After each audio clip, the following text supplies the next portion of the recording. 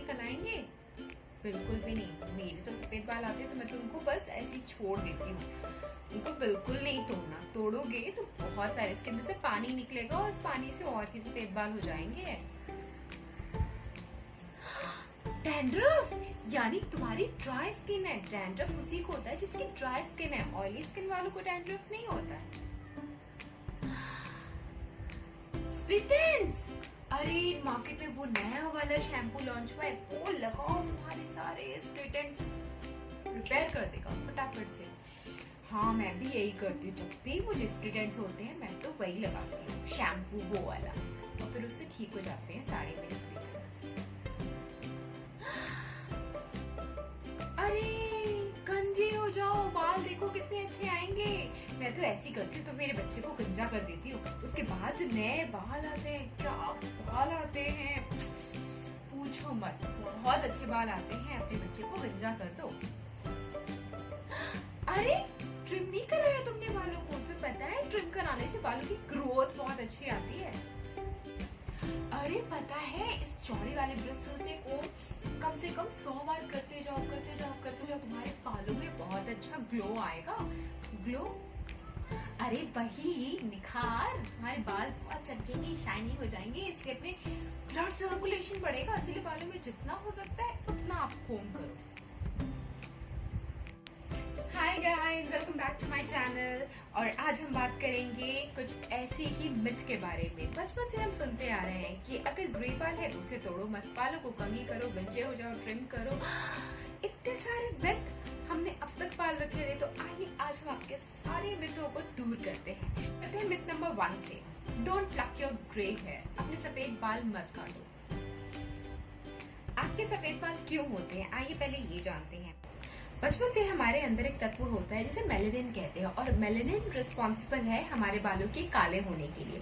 पर जैसे जैसे हमारी ग्रोथ होती जाती है, हम बड़े होते जाते हैं, वो मेलेनिन कम हो जाता है, और जब वो कम हो जाता है तो उसकी वजह से हमारे सफेद बाल आते हैं। तो अगर आपके सफेद बाल आ गए हैं और आप उन्हें तोड़ते हो तो उसमें से ऐसा कोई पानी नहीं निकलता है जिसकी वजह से आपके बाकी के बाल भी इफेक्ट हो जाए। तो ये मिथ है जो कि बचपन से मैं भी अब तक यही फॉलो कर रही थी। अगर सफेद बाल आ गए तो उसे नहीं तोड़ना है, उसे तोड़ा तो फिर हो जाएंगे मेरे सारे बाल सफेद। तो it's a big no. Myth number 2, बालों को ट्रिम कराते रहना चाहिए, इससे बालों की ग्रोथ होती है। बालों की ग्रोथ और ट्रिम का क्या रिलेशन है? आप देखिए आपके बाल ग्रो कहाँ से होते हैं? कहाँ से होते हैं? यहाँ से होते हैं। तो बाल अगर यहाँ से ग्रो होते हैं और यहाँ से आप ट्रिम कर रहे हो तो ग्रोथ का क्या रिलेशन है? कोई रिलेशन नहीं है। हाँ, अगर आप स्प्लिट एंड से छुटकारा पाना चाहते हैं तो आप ट्रिम कर सकते हैं, और वो आपको बालों को हेल्दी लुक देगा अगर आप ट्रिम करते हो स्प्लिट एंड्स के लिए। लेकिन आप ये सोच रहे हो कि ट्रिम करने से बालों की ग्रोथ फास्ट होगी, तो ऐसा कुछ नहीं है, क्योंकि बालों की ग्रोथ आपके रूट से होती है। मिथ नंबर 3, बालों को कोम करते रहना चाहिए। दिन में जब भी आपको टाइम मिले बालों को कोम करते रहना चाहिए। आपका ब्लड सर्कुलेशन उतना ही अच्छा होगा, जो कि आपके स्किन के लिए स्कैल्प के लिए बहुत अच्छा है, और इससे बाल शाइनी होंगे। बहुत बड़ा मिथ है, ऐसा कुछ नहीं होता है। बालों को ठीक है 7-8 बार आपने ऐसे ब्रश मार दिया या दिन में 1-2 बार आपने कोम कर लिया, that is more than enough. आपको बार बार अपने बालों को कोम करने की जरूरत नहीं है। इससे आप करेंगे तो सोचिए आपके बालों पे क्या असर पड़ेगा। जितनी बार आप कोम करेंगे बाल आपके टैंगल होंगे, डी-टैंगल होंगे। इससे ब्लड सर्कुलेशन का कोई रिलेशन नहीं है। हाँ, आप कुछ टाइम के लिए करते हैं तो ठीक है, लेकिन अगर आप बार बार यही कर रहे हैं तो ये आपके बालों के लिए बिल्कुल भी अच्छा नहीं है। तो डोंट डू दैट। और इससे बाल भी बहुत टूटेंगे आपको हेयर फॉल होना स्टार्ट हो जाएगा। तो दिन में मैं मिनिमम 2 बार ही कोम करती हूँ, सुबह और रात को सोने से पहले, बस that is more than enough. बार बार कोम करने की जरूरत नहीं है, इससे आपके बाल बहुत झड़ जाएंगे जैसे ऐसे।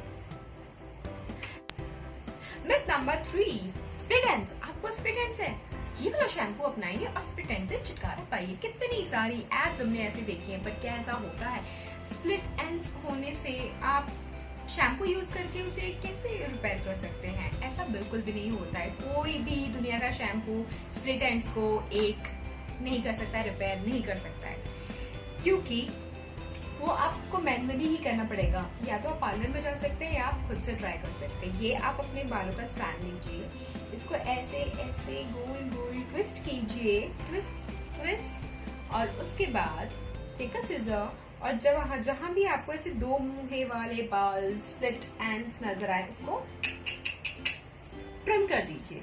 ये आप खुद से कर सकते हैं या अपने घर वालों से करा सकते हैं जो भी फ्री है, या फिर आप पार्लर में जाके कर सकते हैं। तो ये बहुत ही इजी ट्रिक है और इसे करने के बाद आपके स्प्लिट एंड्स दूर हो जाएंगे। आपको कोई जरूरत नहीं है कोई शैम्पू यूज करके स्प्लिट एंड्स दूर करने के लिए।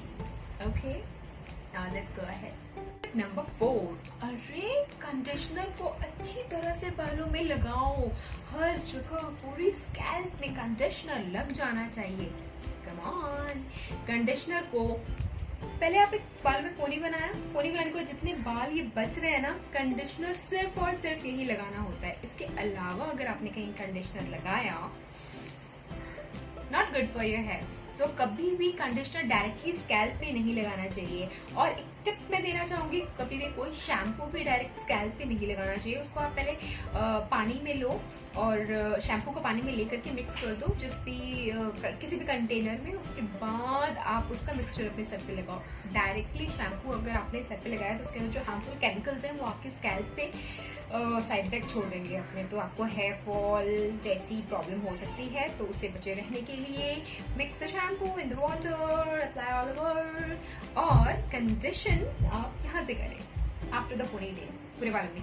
और एक और टिप, कंडीशन करते टाइम बाल आपके सारा पानी बालों से ऐसे निचोड़ देना। टाल अगर पॉसिबल है तो टाल से पैट ड्राई कर लेना, ऐसे ऐसे रब नहीं करना कभी भी।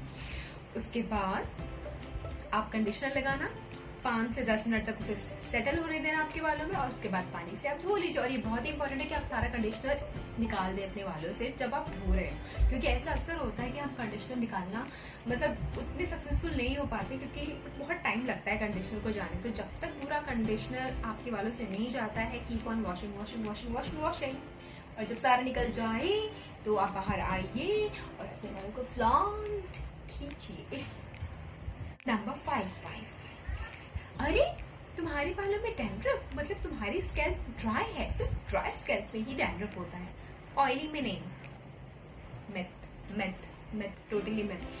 डैंड्रफ ड्राई स्कैल्प और ऑयली स्कैल्प दोनों में हो सकता है। ऑयली में भी हो सकता है क्योंकि तब आपकी स्कैल्प ऑयल, पसीने, डर्ट से भरी होती है।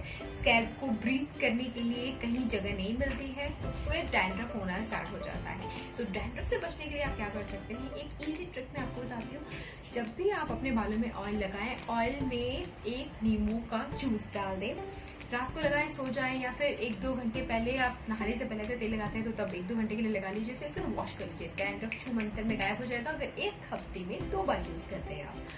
और आप ये भी कर सकते हैं कि शैम्पू के अंदर अगर आप भूल गए हैं ऑयल के अंदर मिक्स करके लगाना लेमन को, तो आप जब शैम्पू करने वाले हैं तो शैम्पू को पानी में मिक्स कर दीजिए और उसके अंदर ऑयल डाल और उसके अंदर शैम्पू को पानी में मिक्स कर दीजिए और उसके अंदर लेमन डालिए।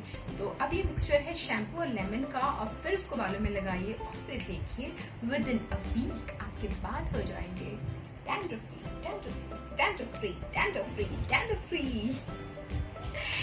तो ये थे आज के हमारे कुछ मिथ हमारे बालों को लेकर के जो हम सबको हैं। तो मैं उम्मीद करती हूँ आप लोगों को बहुत पसंद आया होगा। प्लीज मुझे कमेंट करके बताना आपको कौन सा मिथ था। मुझे तो इनमें से सारे मिथ बचपन से ही थे जो मैं फॉलो करती आई थी, पर जैसे ही मैं बड़ी हुई मेरी तो आंखें खुल गई। तो हो सकता है मैं उम्मीद करती हूँ कि शायद मैंने आपकी भी आंखें खोल दी हैं। अगर हाँ तो प्लीज मुझे कमेंट कीजिए, मेरे चैनल को सब्सक्राइब, लाइक, शेयर करना ना भूलिए। हम आपसे मिलेंगे फिर दोबारा। Till then bye bye.